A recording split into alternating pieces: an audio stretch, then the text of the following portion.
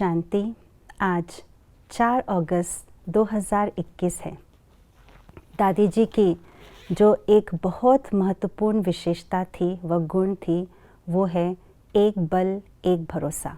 दादी जी कभी भी किसी के बल और भरोसे पर नहीं रहे।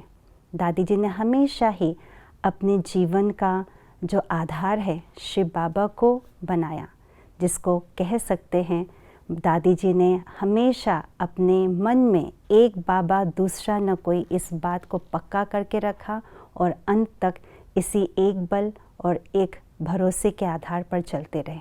तो हम भी इस गुण को अंदर धारण करें।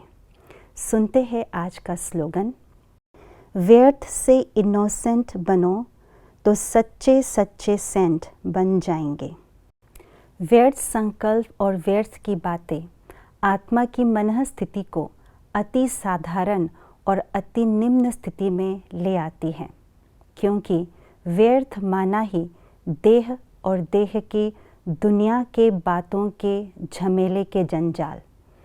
तो जो कोई भी आत्मा इस व्यर्थ के जंजाल में थोड़ा सा भी फंस जाते हैं, तो वो धीरे धीरे पूरे ही फंसते ही जाते हैं और निकलने की कोशिश करने के बावजूद भी वे निकल नहीं पाते, अपितु निकलना मुश्किल ही नहीं, बहुत असंभव सा अनुभव होने लगता है।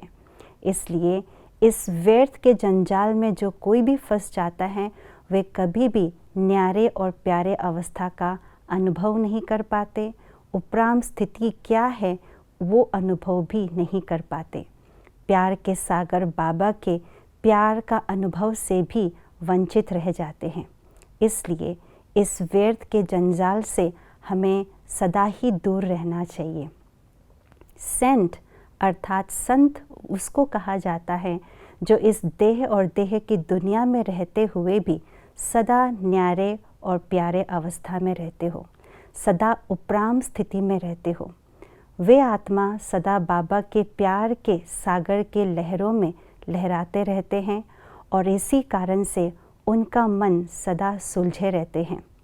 उनके मन में व्यर्थ की जगह नहीं रहती, क्योंकि उनके मन में सदा ज्ञान अमृत की धारा बहती रहती है और इसी वजह से कोई भी समस्या उसके मन में या उसके सामने आते हैं तो उनका समाधान स्वरूप बन जाते हैं और सदा प्रसन्न चित्त रहते हैं।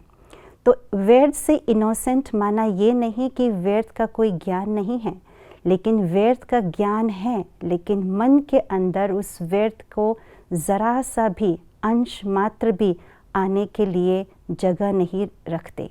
इसलिए व्यर्थ से सदा इनोसेंट है और वही सच्चा सच्चा सेंट है। ओम शांति।